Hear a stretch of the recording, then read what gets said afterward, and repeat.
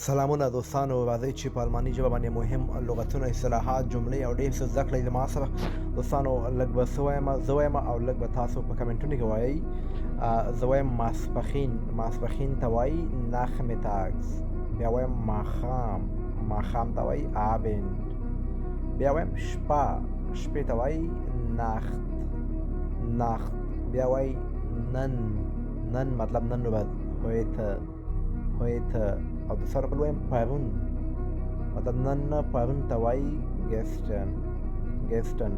دوستانو بل ماته د پرون نه بله ورځ، مطلب پرون ورځ نه وړمه ورځ وایو که نه، پښتو کې پرون نه بله ورځ. دغه ټکي ته په الماني ژبه کې څه وایي تاسو به کمنټونه کې وایئ، او نور دوستان به هم تاسو څخه زده کړه کوي، او انشاءالله په همدغه طریقې سره به زموږ ستاسو الماني ژبه کې ډېر زیات بهتري راځي. نو اکثر دوستان مشکل لري، کولی شي دغه طریقه ځان سره فالو کړئ او کمنټونه وکړئ.